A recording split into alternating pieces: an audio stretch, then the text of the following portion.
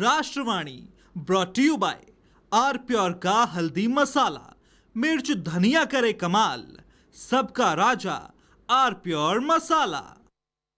थोड़े में ज्यादा स्वाद, यही तो है इसकी खास बात। वाओ मम्मा, क्या स्वाद है। अरे मेरे राजा, सबका राजा आर प्योर मसाला।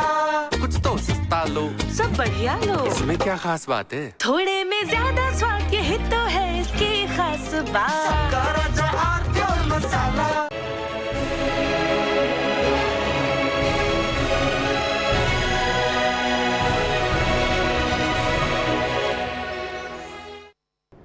मैं तो बार बार जब भी ऐसे प्रसंग आए 2014 से लेकर आज तक, मैं बार बार भाजपा वालों से एक ही बात कहता रहा कि भैया, अपनी जीत के बाद कांग्रेस की ओर से जो भी नेता ऐसे वचन उद्घाटित कर रहा, उसके घर 11 किलो या 21 किलो श्रद्धा अनुसार मोतीचूर के लड्डू जरूर भेजो। ये वो लोग हैं कांग्रेस के नेता कि वो ना होते तो शायद आपकी जीत इतनी नहीं होती। भाजपा की जीत में कांग्रेस के इन बहादुर नेताओं की भी बड़ी भूमिका है, इसको खुले मन से स्वीकार करना चाहिए सबको। मेहमानों से परिचय कराए, रत्नाकर सिंह साहब हैं, भारतीय जनता पार्टी के प्रवक्ता, रत्नाकर जी का स्वागत है। विवेक नारायण जी हैं, कांग्रेस के वरिष्ठ नेता हैं, पुराने राजनेता हैं, चीज़ों को समझते हैं, विवेक जी का स्वागत है। अरविंद सिंह जी हैं, राजनीतिक विश्लेषक, अरविंद जी का स्वागत है। आम आदमी पार्टी से अभी हमारे साथ थोड़ी देर में जुड़ेंगे सैयद मोहम्मद तकी। अरविंद जी, ये सब बातें तो ठीक है, टीवी पर करने के लिए कि नहीं देखिए प्रधानमंत्री का अपमान किया, दिस किया, दैट किया, लंका लगा देंगे टाइप का, ठीक है। लेकिन सच्ची बात तो ये है कि मन में लड्डू फूटते हैं भाजपा के भी। वो भी इस बात के लिए अनुष्ठान कराती है, जब तब कराती है, कीलक कवच कराती है कि कांग्रेस से कोई तो बोले, तुम्हें हमारी कसम कोई तो बोलो। अय्यर साहब को ढूंढती है कि अय्यर कहाँ है, मान लो अय्यर, और खड़गे जी साक्षात नमूदार हो गए। नहीं तो मुझे ऐसा लग रहा है कि भाजपा के राजयोग में कांग्रेस के इस कर्तव्य की बहुत बड़ी भूमिका है। अरविंद सिंह जी, देखिए, आप सही कहा।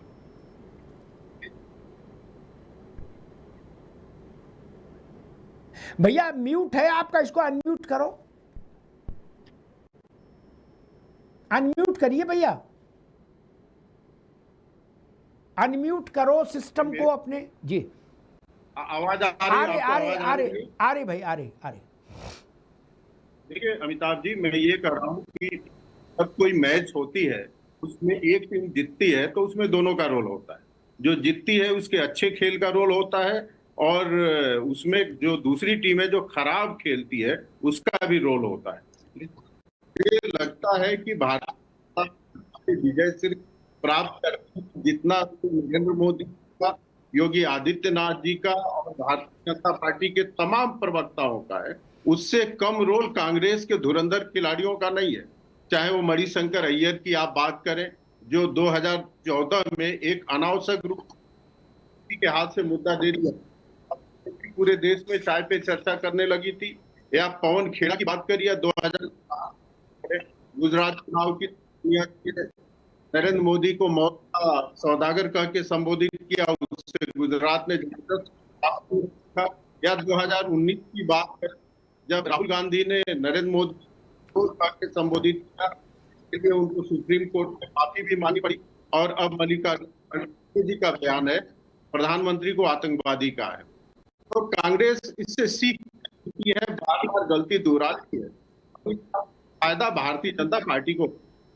अमिताभ जी, मैं सोच रहा था कि कांग्रेस बार बार ऐसा क्यों करती है, तो मेरे हिसाब से मुझे लगता है इसलिए करती है कि कांग्रेस का चरित्र, दुर्गा सप्तशती के प्रथम अध्याय में ऋषि कहते हैं, प्राणी अपने चरित्र के अनुसार व्यवहार करते हैं। कुछ को रात पसंद है, कुछ को दिन पसंद है, कुछ को अच्छाई पसंद है, किसी को बुराई पसंद है। अब देखिए, कांग्रेस बाबर की समाधि को कांग्रेस की 4 पीढ़ियां जाती है, लेकिन अयोध्या में कोई नहीं जाता है। बटला हाउस सोनिया जी पूरी रात रोती है, लेकिन भारतीय सेना पाकिस्तान में आक्रमण करती है तो उसके लिए साक्ष्य मांगते हैं।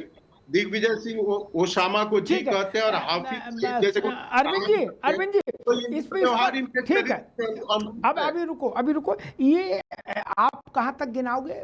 मोदी जी ने कल उनकी फाइल का एक वीडियो चल रहा था पुराना, उसमें 150 ग्वालियां उन्होंने गिनाई थी, उन्हें सब याद है क्या? और नेता के नाम सहित उन्होंने कोट किया कि इसने मुझे महिषासुर कहा, इसने मुझे बंदर कहा, इसने मुझे भस्मासुर कहा, इसने सब याद है उनको। नेता आपका मजबूत है, इसलिए कोई समस्या नहीं। विवेक नारायण जी, दो बातें हैं, एक बार गलती करो, दो बार गलती करो, चूक मानी जाती है। मुझे लग रहा कांग्रेस तो हैबिचुअल ऑफेंडर हो गई, एक बात। और अगर हैबिचुअल ऑफेंडर का केस नहीं है तब मिलीभगत का केस है, जैसा आम आदमी पार्टी कह रही। दो में से एक मानो, या तो आप हैबिचुअल ऑफेंडर हो कि भाई हमें गाली गलौज पसंद है, हम गाली गुप्तार करने वाली पार्टी, या तो ये मान लो, या ये मान लो कि हमारी बीजेपी से सेटिंग है। विवेक जी, क्योंकि जब जब आपके कंठ से गाली निकली नरेंद्र मोदी के लिए स्पेसिफिकली, भाजपा को कम से कम 25% की बढ़त हासिल हुई चुनाव में, जहां वो खड़ी थी उससे 25% आगे आ गई। मैं मौत के सौदागर से लेके आज तक के सारे चुनावों का दृष्टांत अभी सुना सकता हूं बिना गूगल देखे कि कब आप लोगों ने गाली गलौज की और उसका बीजेपी को कैसे फायदा मिला। विवेक जी, और वो राष्ट्रीय काम, वो शगुन अब आपके राष्ट्रीय अध्यक्ष ने अपने हाथ में ले लिया, बोले ना अब विवेक नारायण और मणिशंकर अय्यर पर नहीं छोड़ेंगे, अब ये शगुन हम क्या करेंगे हर चुनाव से पहले, गाली वाला। विवेक जी, बोला मैंने आपको एक डिबेट चल रही है, उसमें मैं पार्टिसिपेट कर रहा हूँ 15 दिन। तो नहीं, आपके जो आप बता रहे हैं जी कि कांग्रेस के से इस तरह का भाजपा को फायदा होता है जी, लेकिन फिर भी अमिताभ जी मोदी जी कहते हैं कांग्रेस मुक्त भारत के लिए। ये बड़ा अजीब बात है। जब देखिए उनको आप कह रहे हैं इतना फायदा होता है, कांग्रेस के लोग अपने बयान से फायदा पहुंचाते हैं, और वो तो जब इसी में गाना गाते रहते हैं कांग्रेस मुक्त भारत का। उसका कारण है, उसका कारण एक मिनट विवेक नारायण, एक मिनट सुन लीजिए, वंस फॉर ऑल हमेशा सेटल हो जाए। जैसे आप लोग गुस्सा दिखाते हो ना मोदी जी के खिलाफ और उनको गाली बकने लगते हो, लेकिन दिल में मोदी जी को फायदा पहुंचाते हो, वैसे मोदी जी आपकी मुक्ति की कामना मंच पर करते हैं, वैसे ही जैसे आप उनको गाली देते हो। समझ गए ना भैया? अब आगे से इस विषय को ना उठाना, मैंने फाइनल कर दिया। पहले मुझे भी था ना बोलूं, लेकिन अब आपने छेड़ दिया तो मैंने बोल दिया। आज 22 अप्रैल का दिन है, तो सबसे पहले मैं पहलगांव में जो, अब इतना बोलने के बाद आपको पहलगाम याद आया, बताइए? और नहीं, ये बात तो पहले बोलनी चाहिए थी। नहीं, चलिए अच्छी बात कोई वो नहीं होता है। आज 22 अप्रैल का दिन है और आज उनके जो निर्दोष लोग मारे गए उनके लिए मैं हार्दिक संवेदनाएं व्यक्त करता हूँ। और ये 28वां हमला था, ये 28वां हमला था जो आज के दिन 22 अप्रैल को हुआ था। 12 सालों में। विवेक जी, मोदी विवेक नारायण जी मोदी टेररिस्ट हैं कि नहीं? अभी से तीसरी सी बात, एक मिनट रुको भाई। आपके राष्ट्रीय अध्यक्ष ने कहा कि मोदी टेररिस्ट हैं, बस इस पर इसके इर्द गिर्द रहे बात। जी देखिए, ये बिल्कुल झूठ बात है, जिसको भाजपा अपनी आदत के मुताबिक आधी बात लेके उड़ेगी। जो इनकी बात है, इनके पास अपना कोई विजन नहीं है, अपना विवेक जी आपकी गलत बात है। मैं झूठ तो नहीं कहूंगा, नहीं अभी रुकना होगा, अभी रुकिए विवेक जी क्या बात। मैं आपको झूठ तो नहीं कहूंगा, लेकिन आप असत्य बोल रहे हैं, गलत बोल रहे हैं। दुनिया की कहानी एक तरफ, मैंने कानों से सुना खड़गे ने कहा मोदी इज अ टेररिस्ट, इसलिए बाकी सब कहानी झूठ हो गई। अब आप भी बोलोगे तो मैं झूठ शब्द आपके लिए बोलना नहीं चाह रहा, इसलिए ये कह दिया कि आप सही नहीं बोल रहे। मेरे सुने के बाद मैं किसी की नहीं मानता। मल्लिकार्जुन खड़गे ने कहा मोदी इज टेररिस्ट, बात खत्म हो गई। अब उसमें काय को लीप रहे हो यार, काय को लीप रहे हो? हमारे यहां गांव में एक कहावत है, हमारा गांव और आपका गांव तो पास ही पास होगा, जिला एक ही रहा, कि बिल्ली के उससे नहीं लीपा जाता है यार, गाय के गोबर से लीपा जाता है। अब बिल्ली के से लीपने लगे, ऐसा ना करो महाराज जी। आपने दोनों क्लिप सुनवाई, मैंने जो सुना वो हमने बता दिया, क्लिप छोड़ो। नहीं, जो दूसरे नहीं, खड़गे जी ने जो बाद में कहा, वो तो खड़गे जी ने कहा, वो भी कहा जो खड़गे ने पहले बोला वो भी खड़गे नहीं बोला भैया। जो पहले कहा उसको मान लेंगे आप? क्यों नहीं माने? अच्छा आप ये कह रहे हो खड़गे नॉन सीरियस है कर रहे हैं और जो बाद में कहा उसे कोर्ट मैं समझ गया। ये कांग्रेस तो आप थोड़ी सी वो कर ठीक रहे है हैं। विवेक भाई, कांग्रेस ये करी कि खड़गे की बात 50% पर लिया करो, तो हटा दो यार अध्यक्ष पद से। जिसकी बात आप कह रहे हो 50% पे लो, आधी मानो आधी ना मानो, या तो पहली मान लो बाद की मान लो, लेकिन पूरी ना मानो। आप कह रहे हैं ना ऐसा? बताइए। हम ये नहीं कह रहे हैं। खड़गे जी इस उम्र पर क्यों बेइज्जती करा रहे हो? इस्तीफा दो, घर जाओ यार। जब कांग्रेस के प्रवक्ता ही कह रहे हैं कि आपकी बात आधी माननी चाहिए, गंभीरता से नहीं लेना चाहिए आपको, बताइए। अब आप 85 साल की उम्र में उनको नॉन सीरियस बता रहे हो। आप कितना सीरियस हो? सीरियस होते होते तो ये स्थिति हो गई। आप खड़गे जी कितना और सीरियस हो सकते हैं? भाई ऐसी जाति ना करो। देखो अब मैं कहूँ कुछ, जी आप कुछ जी जी मुझे जी पूरी बात का लेने दीजिए कृपया, जी। कृपया पूरी बात का लेने जी। दीजिए। आप कहिए, देखिए ना मैंने ये कहा मैंने ये कहा आप उनकी पहली बात कोट कर रहे हैं और बाद में उन्होंने जब बात कही उसको आप कोट कहीं नहीं कर रहे हैं। ये बात मैं कह रहा हूँ। मैं ये नहीं कह रहा हूँ 50% उनकी मानी है, लेकिन मिसकोट कर रहे हैं। उन्होंने बाद में जो कहा है उसको भी तो मानिए। उन्होंने बाद में क्या कहा और आज वो भी बात करिए। देखिए कोई भी ये बात सब झूठ है और ये सिर्फ भाजपा अपना डैमेज कंट्रोल कर रही है। खड़गे जी ने ऐसा कुछ नहीं कहा। उन्होंने कहा कि ये एजेंसियों के जरिए से ये आतंक फैला रहे हैं, आतंकवादी गतिविधियां कर रहे हैं। ये उन्होंने कहा। और ये अवतार जी आपको याद दिला दें, ये जो डर फैलाने की बात उन्होंने कही है ये कोई नई बात नहीं है। आपको याद दिला दें सन 19 में जब बॉम्बे में मीटिंग हुई थी, अमित शाह जी उसमें थे, तो राहुल बजाज जी ने ये बात कही थी कि देश में डर का माहौल है। अमिताभ जी आपको मालूम, उसके बाद जब ट्रंप से मिलवाया गया था देश के शीर्ष उद्योगपतियों का शीर्ष मंडल, ठीक है उसमें राहुल बजाज जी नहीं ठीक है, बजाज जी ठीक है, बजाज बिरला टाटा राहुल साहब बजाज जी नहीं थे उन 12 लोगों में ठीक जो है ट्रंप से मिलवाया गया था, क्योंकि ठीक है। उन्होंने सवाल पूछ लिया था और ठीक है। कह दिया था ठीक आज देश में डर का माहौल है। ठीक है विवेक जी, अभी रुकना होगा। ये भी कोई, मैं मोहम्मद तकी साहब पास है, लेकिन एक बात कह दूं, ये कौन सी किताब में लिखा है कि कोई भी विदेशी प्रतिनिधिमंडल विदेशी मेहमान से मिलाने के लिए भारत का प्रतिनिधिमंडल बनेगा व्यापार का, उसमें राहुल बजाज रहेंगे जरूरी, ऐसा संविधान में लिखा नहीं ना? कुछ भी नहीं भी रह सकता आदमी। आप ये कोई काहे को आप बच्चों वाली जिद में पड़ जाते हो यार? बोले अब आप राहुल बजाज के पीछे कांग्रेस चल दी, बोले राहुल हमारा नेता कैसा हो, राहुल बजाज जैसा हो। क्या कर रहे हो महाराज? खैर मोहम्मद तकी साहब, मौत राइट फ्रॉम मौत का सौदागर टू मोदी टेररिस्ट है। इस बीच में ऐसी हरकतें जब की कांग्रेस के बड़े नेताओं ने, तब बीजेपी कम से कम 25% एडवांटेज लेके चुनाव से आई है। मतलब अगर जहां हार रही थी गुजरात का, तो मुझे याद है चुनाव बिल्कुल, बता दूं थोड़ा सा विवेक जी के लिए भी, अशोक गहलोत साहब वहां पर भारी थे। वोटिंग से 3 दिन पहले मेरी बात हुई रात में, उन्होंने कहा अमिताभ जी अगर हमारी पार्टी के लोग मौन रह गए, कोई मूर्खता नहीं किए, तो चुनाव जीत जाएंगे। क्या तब तक अचानक से वो नीच आदमी वाला मामला आया, मोदी जी मैदान में उतरे और चुनाव साफ हो गया। कांग्रेस बाहर, जीत की रेत दौड़ से बाहर हो गई। मुझे अशोक गहलोत की बात याद आ गई। तकी साहब ये संयोग तो नहीं हो सकता? कम से कम 20-25 और मोदी जी की माने तो 150 गालियां हैं, लेकिन लेटेस्ट देख लो, बिहार में आपने मोदी जी की मां को जिस दिन गाली दी, उसके बाद बिहार में ऐतिहासिक रूप से आरजेडी और कांग्रेस दोनों डूब गई। तकी साहब कुछ तो कारण रहा होगा। राहुल गांधी ने बिहार में इतनी मेहनत की, डूब गई पार्टी, 6 सीट नहीं जीत पाई, और लालू यादव की पार्टी अपने जीवन के सबसे खराब स्कोर पर आकर खड़ी हो गई। ये माजरा क्या है? बार बार ऐसा क्यों हो रहा है?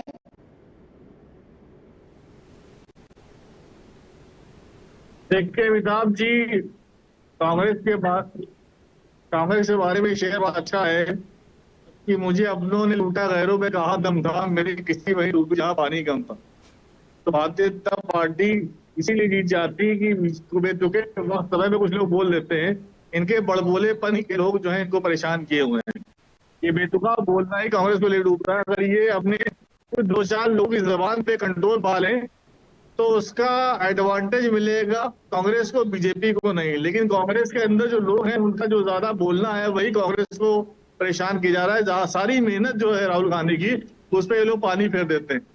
दिन भर ये लोग जो है ऑफिस में बैठ कर आराम करेंगे, जब प्रियंका गांधी आएंगी, राहुल गांधी आएंगी, फोटो खिंचाने बाहर निकल आएंगे और फिर के बयान उससे गिरा धरा है उसके पानी फेर देते हैं। तो जो कांग्रेस है उसके अंदर वो पॉलिटिकल समझ की कमी बहुत ज्यादा होती जा रही है। कुछ ही 2-4 लोग हैं जो मेहनत कर रहे हैं, बाकी लोग जबानी मेहनत कर रहे हैं। और आपको पता है लोकतंत्र में जबानी मेहनत करने से कुछ नहीं होता, जमीन पे मेहनत करने से कुछ होता है। ये जबानी मेहनत और जमीनी मेहनत बड़ा फर्क है, ये कांग्रेस समझ नहीं पा रही है। 100 साल से लगातार वो सत्ता में भी रही, पक्ष पे रही, तो बहुत से नेताओं के दिमाग में चर्बी जम रही है, वो चर्बी निकल नहीं रही है क्योंकि बाहर निकलने की गर्मी में लड़ नहीं रहे हैं। अभी धूप पड़ रही है कि आम आदमी पार्टी क्या करता है, आपको लड़ते हुए, झगड़ते हुए, डंडे खाते हुए, चिल्लाते हुए, नारे देते हुए आपको सब मिल जाएंगे। कांग्रेस के जरिए लोग पूरे जला के लेटे हुए आराम कर रहे हैं, तो कैसे कुछ नहीं आएगा? अगर ये जबान अपने कंट्रोल कर ले तो बहुत कुछ बताएगा। नहीं, चर्बी आपको याद है वो डोनाल्ड ट्रम्प, ठीक है भैया, चर्बी पिघलाने के लिए फिर क्या करना होगा, इस पर कांग्रेस को विचार करना चाहिए। और वैसे इंडिया अलायंस के सहयोगियों को भी उनको सुझाव देना चाहिए कि चर्बी पिघलाने के लिए क्या करो। इस वक्त मौसम अच्छा है, चर्बी पिघलाने वाला है, 44 डिग्री टेम्परेचर है, घंटा 2 घंटा रहो बाहर धूप में, कुछ ना कुछ कमी होगी। हमारे साथ नावेद शिकोह भी जुड़ गए हैं, वरिष्ठ पत्रकार है। नावेद शिकोह, ये बार बार होने वाली गलती तो गलती की कैटेगरी में नहीं आती, बड़े बुजुर्ग कहते हैं, ठीक। वो सुपारी किलिंग हो सकती है, वो साजिश हो सकती है, वो मूर्खता हो सकती है, लेकिन गलती नहीं हो सकती, क्योंकि गलती बार बार नहीं होती ना। और जो बार बार होती है उसको गलती नहीं बोलते। कांग्रेस के मौत के सौदागर से लेके मोदी टेररिस्ट, यहां तक जब भी कांग्रेस ने जो बोला, बड़े छोटे जिसने भी, उसका बड़ा नुकसान कांग्रेस ने उठाया। कांग्रेस का नुकसान मेरे लिए बड़ी खबर नहीं। भाजपा को 25% बोनस मिल गया, एक्स ग्रेशिया। इधर ने बोला, उधर भाजपा ने अपनी टैली में 25% प्लस कर लिया। बोले जाओ मौज लो नावेशी को। और इस बार तो घर के बड़े बूढ़े उतर आए, खड़गे जी। अब क्या बचा, वो तो अध्यक्ष है। नावेद जी, खड़गे जी तो कांग्रेस के राष्ट्रीय अध्यक्ष तकनीकी तौर से कांग्रेस सबपक्षीय है। कांग्रेस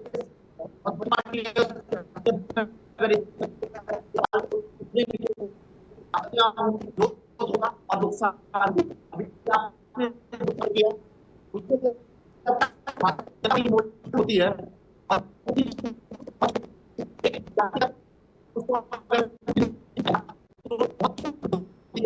किया जाता है जी।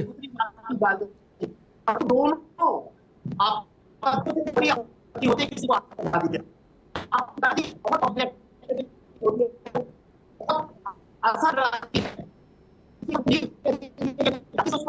नावेद भाई, कुछ तकनीकी दिक्कत आ रही है आपकी आवाज में भाई। मैं पीसीआर से कहूंगा जरा नावेद भाई को किसी दूसरे ढंग से कनेक्ट करने की कोशिश करिए। रत्नाकर सिंह के पास चलते हो, भारतीय जनता पार्टी के प्रवक्ता हैं। रत्नाकर जी, आप तो प्रसाद चढ़ाए होंगे कल खड़गे जी को सुनने के बाद तुरंत कि हे प्रभु तेरा लाख लाख शुक्रिया है तूने इस चुनाव में भी खड़गे को भेज दिया। रत्नाकर जी, नहीं?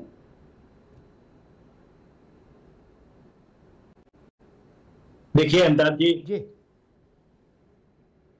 हमारे अंदर तो राजनीतिक हलचल जरूर होती है और हर वक्तव्य के कुछ फायदे और कुछ नुकसान होते हैं। तो निश्चित रूप से ये जो वक्तव्य है वो जनता किस रूप में लेती है और हमें भारतीय जनता पार्टी को किस रूप में आशीर्वाद देती है वो तो समय बताएगा।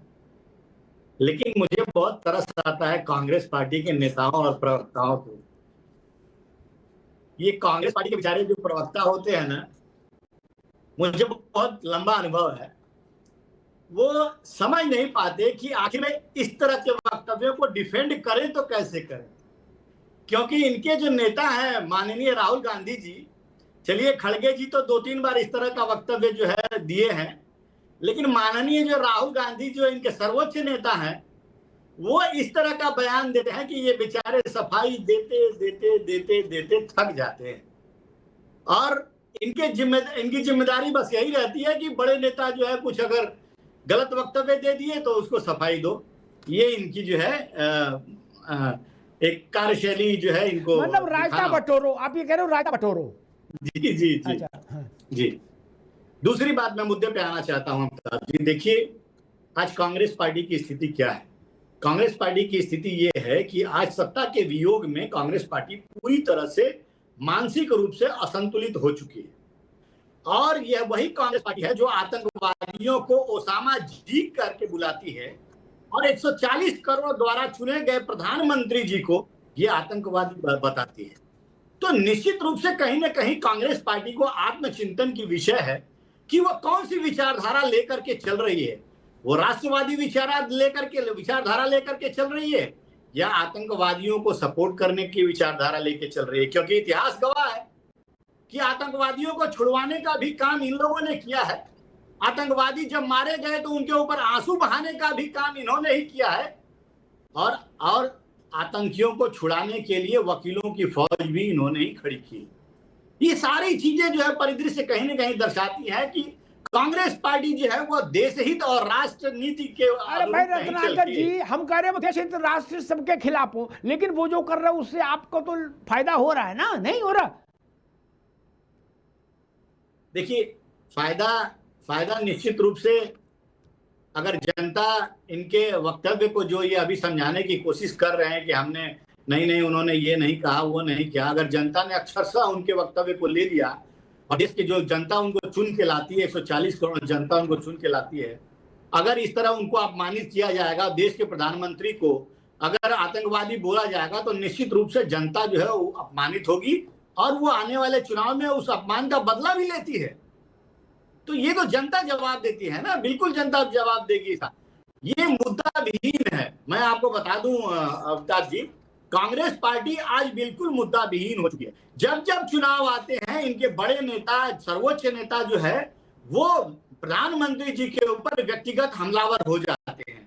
आप कहीं का भी चुनाव ले लीजिए, आप बिहार का चुनाव ले लीजिए, आप तमिलनाडु का चुनाव ले लीजिए, आप अन्य जगहों का चुनाव ले लीजिए, तो व्यक्तिगत जो है प्रधानमंत्री जी के ऊपर आ जाते हैं क्योंकि इनको मुद्दा गिनाने के लिए मुद्दों की लड़ाई ये लड़ना ही भूल छोड़ चुके हैं। और ये कभी प्रधानमंत्री जी के मां को गाली देते हैं, कभी उनको अपशब्द कहते हैं, कभी राहुल गांधी कहते हैं कि प्रधानमंत्री को लोग डंडा मारेंगे। इस तरह के वक्तव्यों का जो है ये काम करते हैं। मेरा ये कहना है कि देखिए ये कभी बर्दाश्त नहीं कर पाते। अभी मैं कहूंगा तो कहेंगे कि एक दलित जो अध्यक्ष हैं उनके ऊपर आप कह रहे हैं।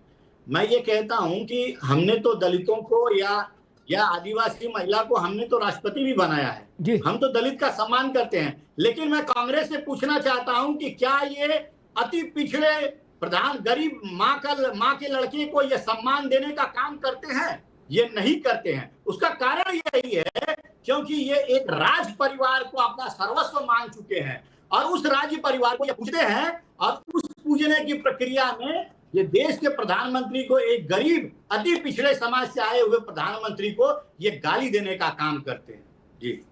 जी अरविंद सिंह जी, मेरा फोकस वहीं पर आकर टिका हुआ है। सोनिया जी, राहुल जी, मल्लिकार्जुन खड़गे, अब इनसे बड़ा तो कोई कांग्रेस में नहीं। यही तीनों लोग इसमें इन्वॉल्व रहे हैं। ये पहला सदवचन तो श्रीमती सोनिया गांधी के मुखारबिंद से आया था, मौत का सौदागर, वहां से सिलसिला शुरू हुआ। अय्यर तो छोटे प्लेयर हैं, नहीं, ये तो एक्स्ट्राज वाले प्लेयर हैं। वरना भगवान का आशीर्वाद है, सोनिया जी खुद मैदान में उतरी मौत का सौदागर कह के, और मोदी को डंडे मारेंगे ये राहुल जी ने कहा, और इन दोनों से आगे जाके खड़गे जी ने कह दिया मोदी टेररिस्ट है। तो अब छोटे को कौन ठोके जब बड़े ऐसा कर रहे हैं? अरविंद जी देखिए अमिताभ जी, आप बिल्कुल सही कह रहे हैं। 2002 में जहां तक मुझे याद है नरेंद्र मोदी जी मुख्यमंत्री बने थे गुजरात के, और 2007 में जो विधानसभा का चुनाव हो रहा था उसमें लग रहा था कांग्रेस को लीड मिल जाएगी। लेकिन उसी समय में आदरणीय सोनिया जी का बयान आया, उन्होंने मुख्यमंत्री को मौत का सौदागर कहा, और उस केवल एक वाक्य पे गुजरात ने इतना तगड़ा रिएक्शन किया कि कांग्रेस के किए कराए पे पानी फिर गया। और उसके बाद तो सीरीज है, एक लंबी सीरीज है। हमारे आम आदमी पार्टी के प्रवक्ता मेरे भाई कह रहे थे कि राहुल जी को संज्ञान लेना चाहिए। तकी साहब, राहुल गांधी जी क्या संज्ञान लेंगे। वो खुद ही बदजुबानी और गलत बोलने के मामले में सुप्रीम कोर्ट से माफी मांग चुके हैं, लिखित में 2-2 बार। जब प्रधानमंत्री को उन्होंने चोर शब्द से संबोधित करने की कोशिश किया, और गुजरात के एक नहीं 2-2 कोर्ट ने उनको बदजुबानी के आरोप में सजा सुनाया है। उस पर केवल रोक है उस पर।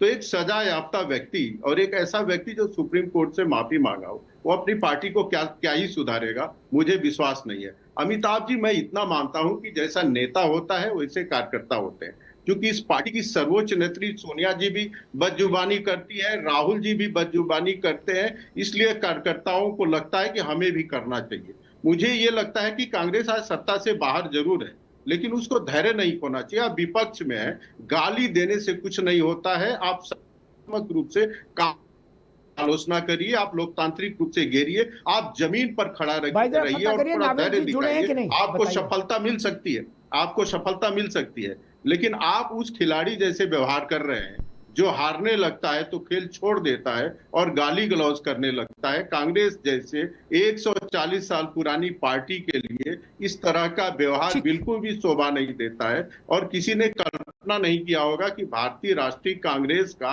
राष्ट्रीय अध्यक्ष भारत के प्रधानमंत्री को आतंकवादी कहेगा।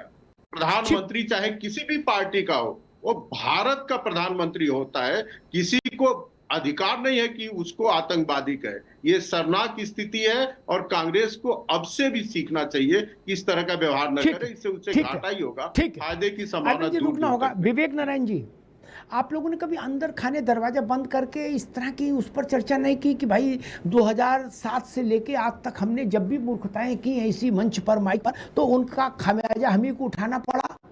कहीं हाथ टूटा, कहीं पाँव नहीं।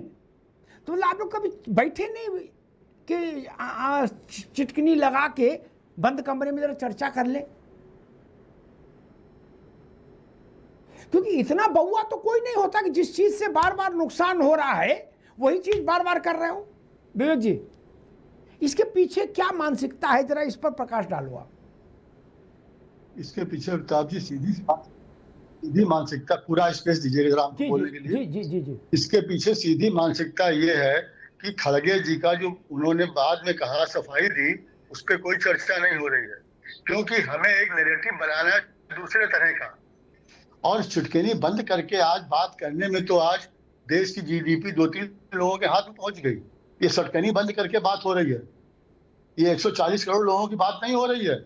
ये सटकनी बंद करके बातें हो रही हैं। तो छत्तीसगढ़ में आदिवासियों को कैसे उजाड़े गए, कैसे, और हमारी जीडीपी कहाँ पहुंच गई, इसीलिए हो रहा है। आप तो खड़गे जी विषय, जीडीपी की आज कहाँ चर्चा है? नहीं, खड़गे जी का अगर विषय नहीं, खड़गे जी का विषय ले रहे हैं, मानते हैं आप बात जी, लेकिन जो खड़गे जी ने बाद में कहा उसको आपने कहीं कोट किया? भाई खड़गे जी ने तो कहा, आप एक बात कोट कर रहे हैं, एक बात आपने कोट करी, और जो उन्होंने बाद में कहा उसको आप कहीं कोट नहीं कर रहे। उसको लीपापोती बोलते हैं, उसको लीपापोती बोलते हैं खड़गे जी ना। विवेक जी, उसको लीपापोती बोलते हैं, उसको थेतरई बोलते हैं। जी अब बताइए। नहीं, बात पूरी हो जाने दीजिए। देखिए, अब आप जब खड़गे जी को इतना, वो मान लें कांग्रेस के अध्यक्ष निर्वाचित अध्यक्ष हैं, मनोनीत नहीं है, और उन्होंने जो बाद में कहा उसको आपने कहीं कोट नहीं किया, ये क्या वजह है? ये दोहरा व्यवहार हुआ कि नहीं? वो देखिए, ये तो बिल्कुल भाजपा वाली बात हो गई। देखिए ये, और दूसरी बात देखिए, भाजपा के प्रवक्ता इतने गदगद हैं कि वो 140 करोड़ लोगों के चुने हुए प्रधानमंत्री मान रहे हैं। अरे रत्नाकर जी, 35% लोगों ने चुना उनको है, बाकी विपक्ष भी देश में है। ठीक है विवेक जी, 65% उनके पास है ये जी। दूसरा, आप कहते हैं कि आतंकवाद के खिलाफ लड़ने वाला, आज 12 सालों में ये 28वीं घटना हुई है, जो आज के दिन पुलवामा में, पहलगाम में हुई थी। 28 घटनाएं हुई हैं। इस सरकार का रिकॉर्ड है ये कि इन्होंने कितना आतंकवाद पे कंट्रोल पाया। देखिए, नोटबंदी के साथ क्या दावे किए गए थे कि हम आतंकवाद खत्म करेंगे, नक्सलवाद खत्म करेंगे। अब रुकना होगा विवेक जी, अब रुकना होगा।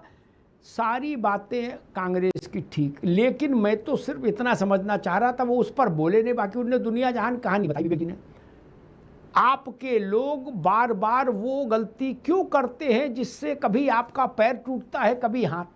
इस पर बोले नहीं, बाकी वो जीडीपी टीडीपी कहाँ चले गए? आज की बहस सिर्फ इस पर है कि आप बार बार कुल्हाड़ी पर अपना पांव क्यों मारते हैं। हम तो आपके पक्ष में खड़े होकर बोल रहे हैं, आपको समझ ही नहीं आ रही बात। आप जीडीपी टीडीपी में उलझे हुए हो।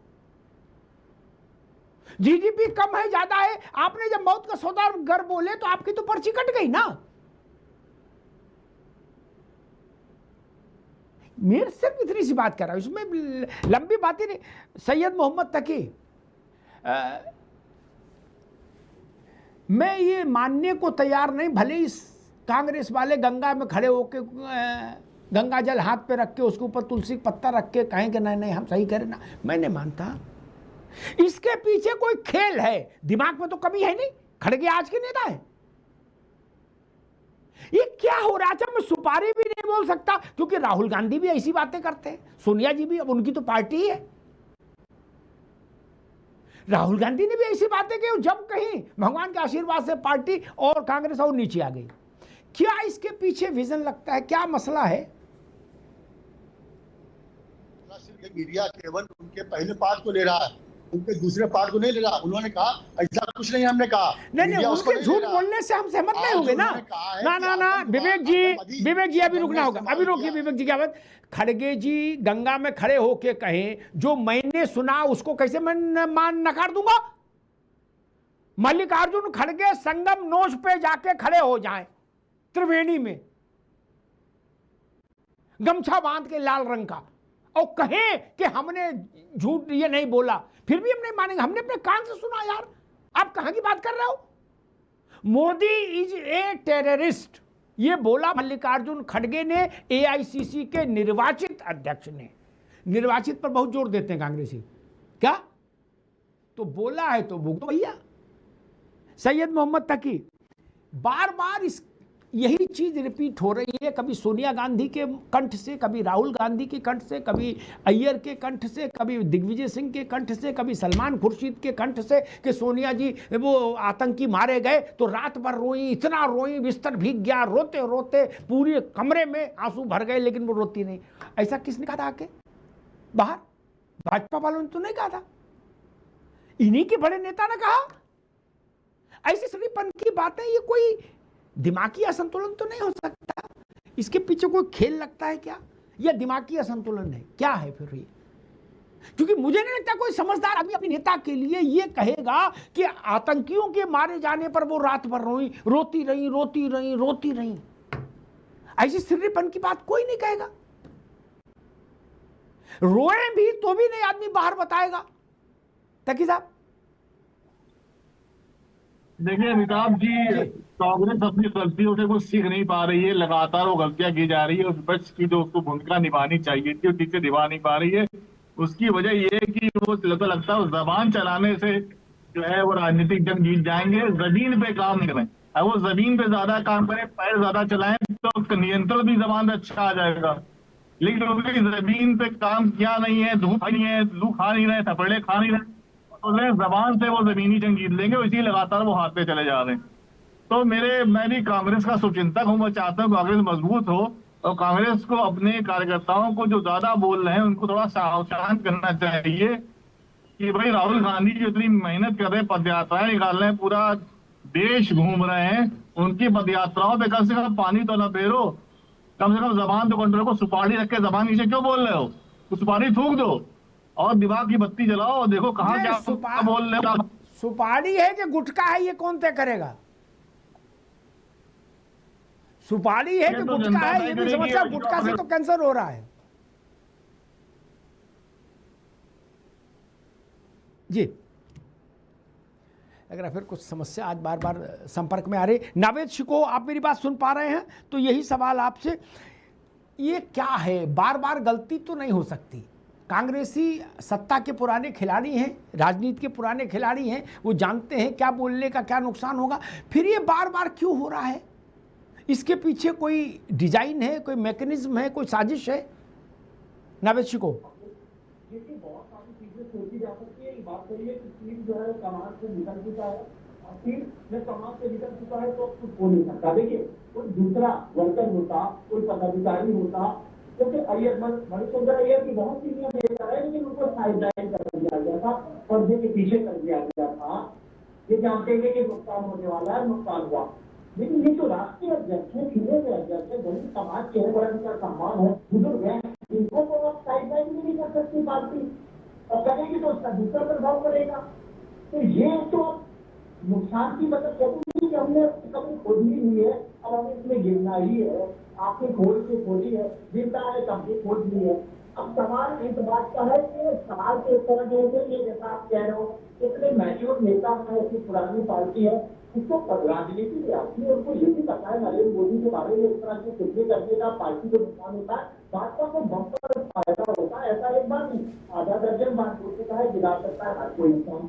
आप ये भी कह सकते हैं कि कई राज्यों में चुनाव हो रहे हैं जहाँ सबसे कड़ा मुकाबला ममता दीदी से और बीजेपी से है। कांग्रेस को लगता है कि भारतीय कहीं ना कहीं ममता दीदी जो है हमारा सफाया करने वाली पश्चिम बंगाल में वही है, तो हो सकता है मोदी जी के प्रति इतनी संकटी पैदा हो जाए कि भारतीय जनता पार्टी को पश्चिम बंगाल में भी बड़ा फायदा हो जाए।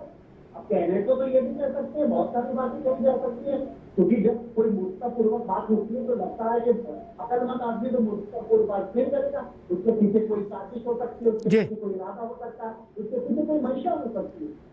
तो ये भी कह सकते हैं कि पश्चिम बंगाल में हो सकता है भारतीय जनता पार्टी जीते, उसकी तो मंशा नहीं होगी, लेकिन कम से कम ममता दीदी जो है इतने लंबे समय से वहां पर राज कर रही है, स्पेस छोड़े तो दो राष्ट्रीय पार्टियों का मुकाबला पश्चिम बंगाल में हो जाए आने वाले समय में। नावेद शिको जी, कुछ लोग ये भी कह रहे हैं कि अगर ममता बनर्जी चौथी बार जीत गई, ठीक, तो वो कांग्रेस के इतिहास, कांग्रेस के रिकॉर्ड का मुकाबला कर लेंगे पश्चिम बंगाल में। कांग्रेस पश्चिम बंगाल में 20 साल तक शासन में रही थी, 34 साल लेफ्ट रहा शासन में, और 15 ममता जी को हो गए, तो 5 और हो जाएंगे तो वो कांग्रेस की बराबरी कर लेंगी ममता जी। ये कांग्रेस को मंजूर नहीं होगा। जमींदारों को ये अच्छा नहीं लगता कि हमारे बटाईदार हमारे बराबर की गाड़ी ले आए, बोले अच्छा हम एम्बेसडर में चलेंगे तो बटाईदार भी एम्बेसडर में चलेगा। और ममता जी अब ये भी चाहती हैं, अगर वो चौथी बार चुनाव जीत गई, कि इंडिया अलायंस की लीडरशिप हमारे हाथ में आए, राहुल गांधी किनारे हो। तो हो सकता है कांग्रेस को लगा हो कि पहले ममता बनर्जी हारे, ये सुनिश्चित करो, उसके बाद की बात बाद में देखेंगे। रत्नाकर सिंह जी, क्या जो बात अभी नावेद शिको हो जिसकी ओर इशारा कर रहे थे, जिस पर मैंने कहा, क्या आपको बंगाल में मदद करने के लिए खड़गे जी आगे आए हैं? नाक यूं घुमा के पकड़ी जा रही है, क्योंकि जब भी ये कहा गया मोदी चोर है, मोदी फलाना है, मोदी ढिकाना है, तो आपको बम्पर वोट मिला। जो बात कभी पाकिस्तान ने नहीं कही, हिजबुल मुजाहिदीन ने नहीं कही, मौलाना मुनीर ने नहीं कही, वो बात खड़गे जी बोल रहे हैं, टेररिस्ट। क्या आपको बंगाल में बढ़त दिलाने के लिए खड़गे जी मैदान में आए हैं कि ममता जी थोड़ा कंट्रोल में रहें? देखिए अमिताभ जी, आज प्रधानमंत्री नरेंद्र मोदी जी की लोकप्रियता इतनी अधिक है लोगों में, और भारत की जनता यह जानती है कि वो कोई भी कार्य करते हैं वह देश हित में और जनहित में कार्य करते हैं। और उन्होंने कोई भी कार्य जो पिछले 11-12 वर्षों में किया है, उससे राष्ट्र को एक नई दिशा और दशा मिली है। सारे भारतीय लोगों को प्रधानमंत्री जी के ऊपर अटूट विश्वास है। अगर कोई भी व्यक्ति, चाहे वो स्वयं कांग्रेस के अध्यक्ष ही हो, अगर उनके खिलाफ इस तरह का वक्तव्य बोलेंगे, अगर प्रधानमंत्री जी को आतंकवादी कह के संबोधित करेंगे, तो निश्चित रूप से भारत की जनता को वह नागवार गुजरेगा, और वो कभी बर्दाश्त नहीं करेगी कि एक ऐसा व्यक्ति जो अपना जीवन पूरी तरह से राजनीति और राष्ट्रनीति के लिए त्याग दिया है, उसके खिलाफ कोई इस तरह का वक्तव्य दे। देखिए, एक दूसरी बात मैं आना चाहता हूं। अभी हमारे कांग्रेस के प्रवक्ता जो है ये कह रहे थे मेरी बातों को काट करके कि 140 करोड़ देश की जनता का कैसे, उन्होंने तो 60% तो विपक्ष में लोगों ने मत दिया है। तो मैं पूछना चाहूंगा इनसे, विवेक जी से, कि विवेक जी क्या वो सिर्फ 60%, जो 40% जिन्होंने जनता ने चुना है, सिर्फ उन्हीं के प्रधानमंत्री हैं? क्या वो 60% जनता के जो प्रधानमंत्री नहीं है, जो विपक्ष में जिन्होंने चुना है। अरे वो पूरे देश के 140 करोड़ जनता के प्रधानमंत्री हैं और उन्होंने अपने कार्यकाल में देश के प्रत्येक नागरिक के प्रति जो कार्य किया है वो कार्य 40% के लिए नहीं किया, वो सबके लिए किया है उन्होंने। तो ये बात समझने की जरूरत है आपको। और तीसरी बात मैं कहना चाहूंगा अमिताभ जी, देखिए कांग्रेस आज नहीं समझ पा रही है कि आप आलोचना और अपमान में अंतर नहीं समझ पा रहे। आलोचना क्या होता है, आप विपक्ष में बैठे हैं, नीतियों का आलोचना करिए, आप पार्टी की आलोचना करिए, ये यहां तक तो भारत की जनता उसको स्वीकार करेगी।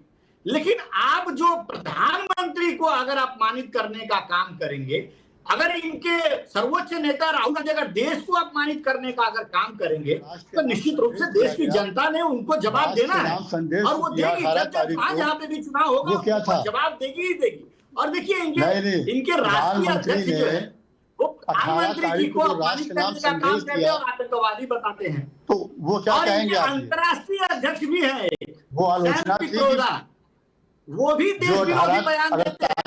वो जो 18 तारीख को प्रधानमंत्री ने राष्ट्र नाम संदेश दिया, वो क्या था बताइए? अंतर्राष्ट्रीय अध्यक्ष जो राष्ट्र नाम संदेश दिया वो क्या था? करने का काम करता है, वो आलोचना थी क्या था बताइए? करने का काम करता है। एक देश के प्रधानमंत्री को पैसे से देश की जनता विपक्ष की आलोचना करने का अधिकार है। देश की जनता ने इनको हाशिए पर राष्ट्र का नाम संदेश वो होता है जिसमें पूरे राष्ट्र के भले की बात होती है। राष्ट्र के नाम संदेश आप दे रहे हैं विपक्ष की बुराई करके, जो 70 सालों में नहीं हुआ वो आपने किया। अरे भाई वो तो कह रहे थे, आपने किया, पूरा क्रेडिट आप ये आलोचना आप करते हैं। ये प्रधानमंत्री आलोचना कर रहे हैं। सोचिए आप पहले, प्रधानमंत्री जिसको जनता ने चुना, 140 करोड़ के प्रधानमंत्री हैं, वो 140 करोड़ प्रधानमंत्री हैं, वो विपक्ष की आलोचना कर रहे हैं। जो विजन लिया है कि 2047 इसके लिए संसद बनी हुई है, संसद में आप नहीं कर पाए। आप सोचिए देश का पूरे दुनिया में हर नाम हंसी कर दिया प्रधानमंत्री ने।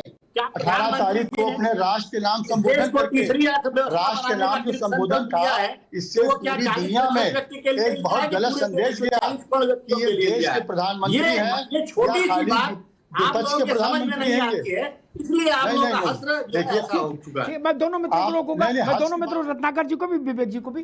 विवेक जी, आपने जो प्रश्न उठाया उसका मैं उत्तर दूंगा। अभी सिंह जी कुछ कहना चाह रहे थे? मुझे 30 सेकंड मिलेगा। जी जी जी। देखिए, मैं अभी भारतीय जनता पार्टी के जो प्रवक्ता हैं उनको सुन के मैं बड़ा अभिभूत हो रहा था। अभी कुछ दिन पहले जब रत्नाकर जी बोलते थे तो कहते थे राहुल गांधी जी जो भी बोलते हैं राष्ट्र को दिशा और दशा देने के लिए बोलते। आज वही चीज नरेंद्र मोदी जी के लिए कर रहे हैं। आपकी कोई आइडियोलॉजी ना हो और केवल पार्टी बदले तो बड़ी सुविधा होती है। कंप्यूटर में केवल नाम चेंज कर दीजिए, राहुल गांधी के जगह पे नरेंद्र मोदी और नरेंद्र मोदी की जगह पे राहुल गांधी, बाकी आपका स्टेटमेंट एज इट इज रहेगा। जब गाजा और फिलिस्तीन के लिए सोनिया जी ने पत्र लिखा था तो महिमा मंडित करते नहीं थकते थे। बाद में अभी ईरान के समय में सोनिया जी ने पत्र लिखा तो उसकी आलोचना करते नहीं थकते थे।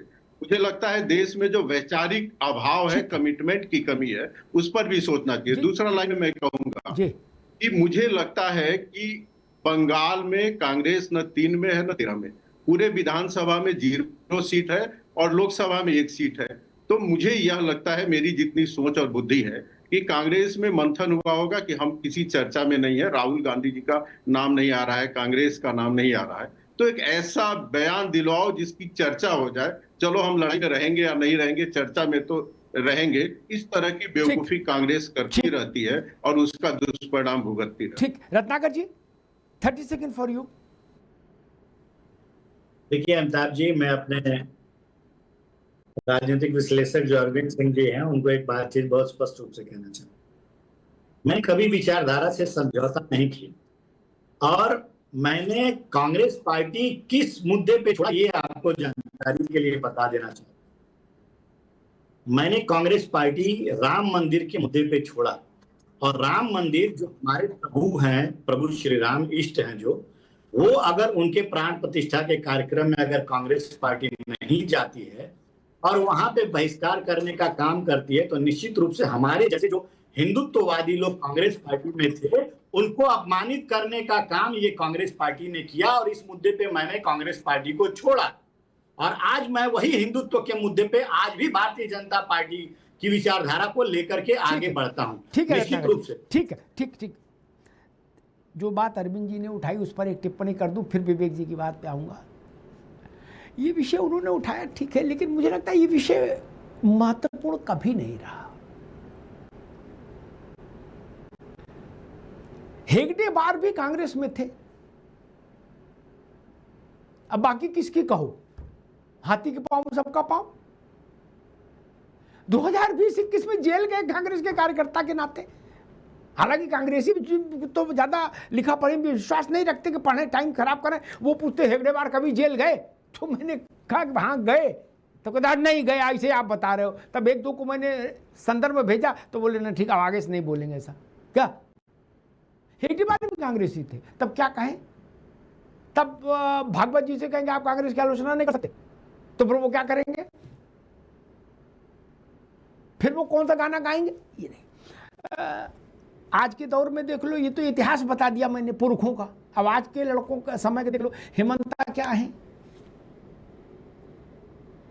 आप तो है ना प्रतीक पुरुष, ठीक है, ज्योतिरादित्य सिंधिया, 100 लोग हैं। इसलिए ये विषय नहीं, तो बदलाव होता रहता है, सब पार्टियों में हुआ, किसमें नहीं हुआ। और भारतीय जनता पार्टी तो इस मामले में सबकी चैंपियन है अरविंद जी। उसने तो कोटा विद इन कोटा लग रहा फिक्स कर दिया है कि 60% हमारे होंगे, 40% बाहर वाले होंगे। क्या? और 2014 में उत्तर प्रदेश में और 2019 में ऐसे लोगों को कांग्रेस से बुला टिकट दी, नहीं दी? क्या दी ना? तब इसी पार्टी ने तर्क दिया कि विस्तार करना है। अब विस्तार करना होगा तो खिड़की दरवाजे खोलने होंगे। देखिए अग्निहोत्री जी, मैंने कहा खिड़की दरवाजे नहीं, गेट ही उखाड़ दो, दरवाजा भी क्यों रखो जो बाहर खुला बंद करना पड़े? उखाड़ दो, आने दो, जाने दो। इसलिए इस विषय पर नहीं। अभी उत्तर प्रदेश में चुनाव आ रहा है, आप देख लीजिएगा लोगों का अदला बदली, ठीक है, उस विषय पर क्या जाना। विवेक जी ने कहा, वो योग्य प्रवक्ता हैं, उन्होंने कहा कि पूरी दुनिया में नाक कटा दी मोदी ने, ऐसा राष्ट्र के नाम संबोधन दिया। वो बता रहे थे कि ऐसी बातें करने के लिए संसद है, राष्ट्र का संबोधन, उसमें 140 करोड़ लोगों के लिए मंत्र पढ़े जाते हैं कि सर्वे भवन्तु सुखिनः सर्वे सन्तु निरामया, ओम ओम ओम।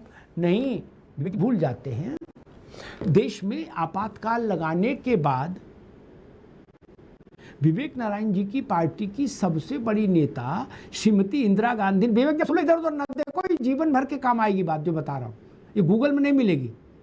तो इंदिरा गांधी ने राष्ट्र को संबोधित किया और विपक्ष छोड़ो, उनने जयप्रकाश नारायण को ऐसी ओछी बातें कही। क्या इतनी ओछी बातें जेपी के लिए कही और सबको उन्होंने लतियाया, सारे विपक्ष को, राष्ट्र के नाम संबोधन में। तब नाक नहीं कटी थी, हैं? तब नाक नहीं। अब आप समय नहीं मिलेगा, मैं इसीलिए कह रहा हूं और ज्यादा गहन अध्ययन में डूबो और उन रास्तों में मत जाओ जिनमें आपके नेता पहले फिसल की टांग तोड़ा चुके हो। आप लोग अभी जिम्मेदार हैं अपने अपने नेताओं का अपमान कराने के लिए बहसों में। आज मैंने ये जारी कर दिया वक्तव्य। आप अगर ये नहीं कहते कि राष्ट्र के नाम संबोधन, तो मैं ये प्रसंग नहीं बताता। विदेशी एजेंट बता दिया जयप्रकाश नारायण को, लोकनायक को। इंदिरा गांधी की क्या स्थिति थी? लोकनायक के सामने उनकी कोई हैसियत थी क्या? 1942 के भारत के स्वतंत्रता संग्राम के आंदोलन का अगर कोई नायक था तो वो जयप्रकाश थे। उनको बताया कि ये विदेशी एजेंट है, ये भारत में सेना को बलवा कराने के लिए उकसा रहा है। लो भैया, वो चल नहीं पा रहे थे सीधे, किडनी खराब थी। और विवेक जी कह रहे हैं, और एक बात विवेक जी ने और कही थी, कुछ नंबर बताए थे कितने प्रतिशत का प्रधानमंत्री का, 30-35% लोगों ने मोदी को चुना। ठीक है, मुझे पता नहीं इतने नहीं चुना होगा, इंदिरा गांधी को 27% लोगों ने प्रधानमंत्री बनाया था एक बार। विवेक जी बोलो जय श्री राम जोर से। क्या? और पूरे ठसके से प्रधानमंत्री रही थी, लेफ्ट पार्टी उनको सपोर्ट कर रहे थे।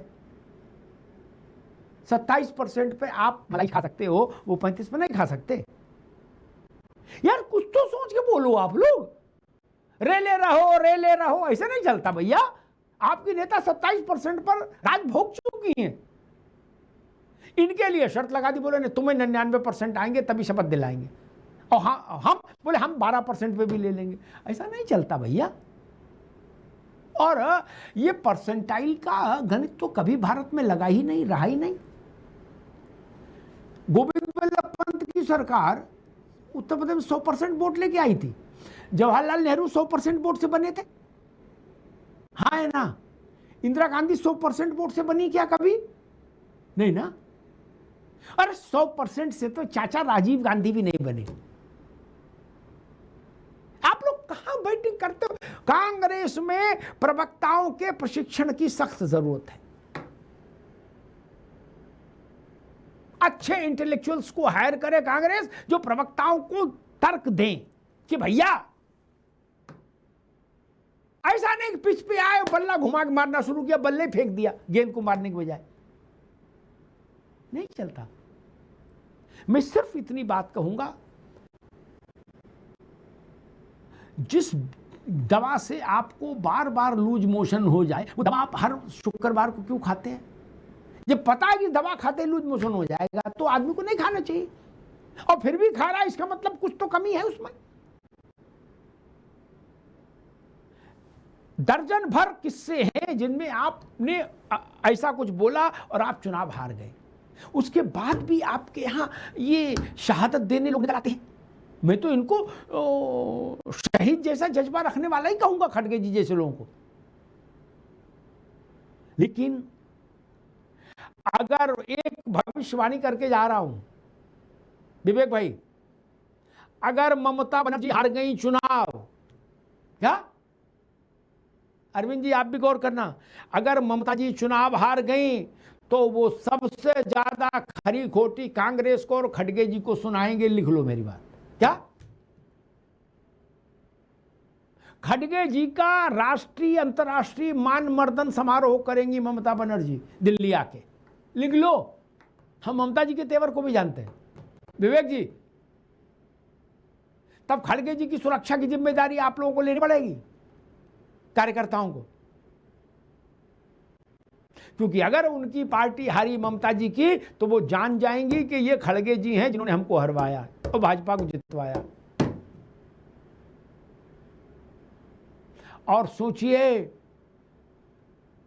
कोई भाजपा का प्रवक्ता अगर 4 मई को ये बोल दे भाजपा जीते कि हम लोग खड़गे जी के भी एहसानमंद हैं, तो उसके बाद ममता जी का गुस्सा कहां पहुंचेगा? ये ठीक है कि उन्होंने आपसे विधानसभा में कोई अलायंस नहीं किया, आपको घर में भी नहीं एंट्री लेने दी, लेकिन फिर भी कागज पत्तर में तो वो इंडिया अलायंस में है ना ममता जी। अभी इंडिया अलायंस काम नहीं कर रहा है, डिफंक्ट है, लेकिन भंग तो नहीं, डिसॉल्व तो नहीं हुआ। डिफंक्ट और डिसॉल्व में अंतर है। अभी इंडिया अलायंस डिफंक्ट है, डिसॉल्व नहीं हुआ। वो चुनाव के बाद हो सकता है, विधानसभा के बंगाल के, अभी तो है। और ममता जी उसकी सीनियर नेता है। मैं तो भगवान से यही प्रार्थना करूंगा कि ऐसा सीन न बने कि ममता जी रौद्र रूप में दिल्ली एयरपोर्ट पर उतरे और पूछे खड़गे कहाँ हैं। क्या? क्योंकि मैंने ममता जी का गुस्सा बहुत देखा है, लोकसभा से लेके और सब जगह। और ये बात सच है कि ममता बनर्जी जैसा मादा रखने वाले नेता बहुत कम हैं देश में। अरविंद जी, ज्योति बसु की पुलिस ने उनको इतना मारा कि 22 जगह फ्रैक्चर हुआ देह में, फिर भी वो बंगाल की शेरनी नरसिंह राव सरकार के खिलाफ अविश्वास प्रस्ताव आया, स्ट्रेचर पर लाल कंबल तक मुंह तक ढका, उस स्थिति में वोट देने आई। क्या? और कोई है इतना साहस वाला? नहीं। जब वो ममता जी ढूंढेंगी खड़गे जी को, तो विवेक जी घर की बात है, खड़गे जी की सुरक्षा, जैसे परिणाम आपको ऐसा लगे बंगाल में ममता हार सकती हैं, खड़गे जी की सुरक्षा पर विशेष ध्यान दीजिएगा, ये मेरी गुजारिश है। धन्यवाद।